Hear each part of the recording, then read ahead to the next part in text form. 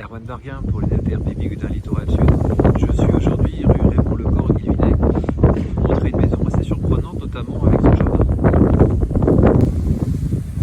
Je commence par vous montrer l'allée qui dessert la maison. Donc vous voyez la porte d'entrée sur le côté, la porte principale.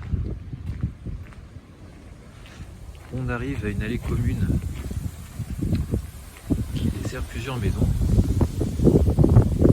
notamment les maisons mitoyennes. Et donc voici l'arrière de la maison avec un sas d'entrée. Et à l'arrière, vous avez cet abri et un assez grand jardin, un assez grand terrain.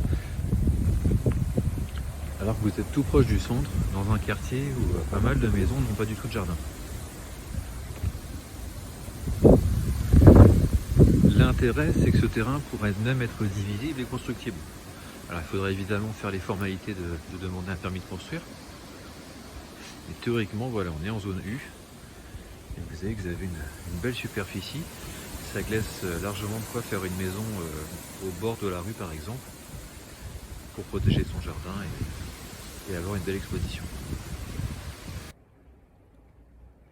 Je me dirige vers la maison avec sur le côté la cuve à fioul. On arrive dans un sas véranda qui isole un peu la maison.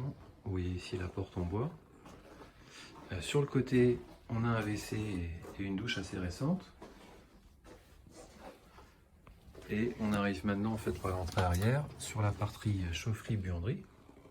Donc vous voyez une chaudière fioul assez ancienne qui serait remplacée idéalement pour améliorer le bilan énergétique.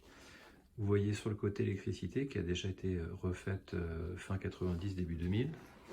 On voit l'électricité en baguette ici. On arrive donc sur l'entrée principale qui est sur le pignon de la maison. Et on a trois grandes pièces, cuisine, salle à manger. Là, on est sur une cloison qui est non porteuse, qui pourrait être ouverte. Idem pour celle-ci. Et par contre, vous voyez que celle-ci est un peu plus épaisse. Là, il faudrait sans doute mettre une IPN pour l'ouvrir, mais on pourrait le faire assez facilement et on pourrait avoir un grand volume en récupérant les deux pièces qui sont ici.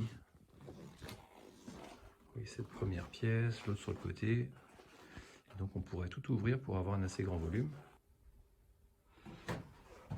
Je vous montre maintenant l'étage qui reprend un peu la disposition du rez-de-chaussée.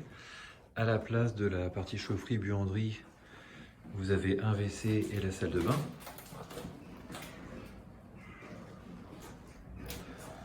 Et vous retrouvez les trois grandes pièces du bas avec trois grandes chambres.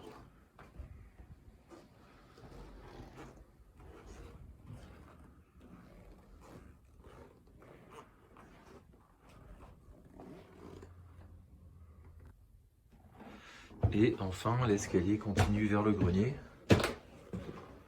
Voilà, une pièce brute, où il faudrait revoir l'isolation, isolée avec des cloisons placo-plâtre, mais vous avez deux fenêtres en PVC de chaque côté. Donc on pourrait imaginer, vu l'escalier, bel aménagement, une grande pièce encore, ou refaire des chambres si besoin.